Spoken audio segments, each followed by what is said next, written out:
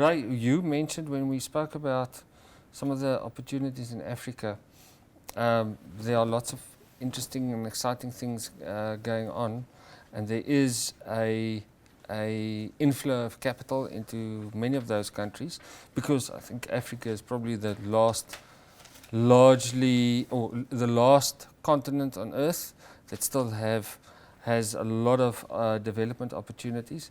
But what would be the constraints? I would think about maybe infrastructure. Right? True, yeah, there are a lot of constraints, and that's one question we have asked to us as the bank by our clients and potential future clients, guys looking to expand into other African countries, whether it be primary business or secondary. So farmers looking to diversify their operations. You guys alluded to the fact that land ownership in this country is moving through uncertain times. We hope that we can move to a point where there is more certainty in land ownership. But given the environment we're in, it's an environment that we see farmers want to hedge their property ownership, diversify their portfolio.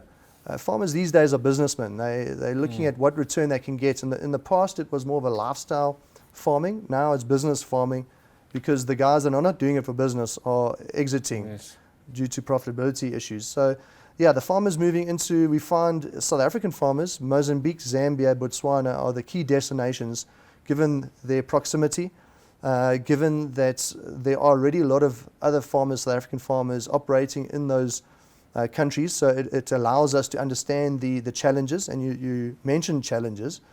They are numerous, and I would say they're very much in line with the challenges we face here. So I try to tell farmers and agro businesses that if you have a challenge here in South Africa, don't think it will go away by moving to another country. Their challenges might just be slightly different. Physical infrastructure, for instance. In a country like Zambia, how does that differ from what we used to in South Africa? Yeah. I'm thinking roads. Yes, maybe I'll give an example. Storage. Yeah, maybe an example of farmers and agro dealers, and whether it's an equipment supplier. Let's give an example of a guy used to being, say, in South Africa, good roads, and we do have really good road infrastructure if you compare it to any other African country. So what will they be in store for if they move to Zambia? So your big farming blocks are not close to Lusaka, where your access to good infrastructure is airports, rail, road. They are far out, Mazabuka, Mkushi, Serenje, Solwezi. These are places that are in excess of 2-3 hours driving on poor roads, dangerous poor roads. So yeah, definitely a big constraint is your road network. If you take someone in the Solwezi area trying to move their product, and we've got farmers moving into that area, Zimbabwean and South African farmers looking to develop that region in a new farming block, beautiful land, water available. Their big constraint is they are 2,000 kilometers away from the nearest harbor with poor road infrastructure. So they can either from Zambia move your product to Durban, to Maputo, maybe to Dar es Salaam or Windhoek. Those are your options. Guys are currently moving macadamias from the Mkushi central region in Zambia to be processed in Nelspruit. And then from there, the product moves to either Durban or Richards Bay to be exported to your Asian market. So there are big challenges and it's a big cost as well, given diesel expense. So I think that's the one major challenge. And also now, say you're a farmer or an agro dealer in one of those regions that is yet to be developed into a hub, you battle to get your parts in.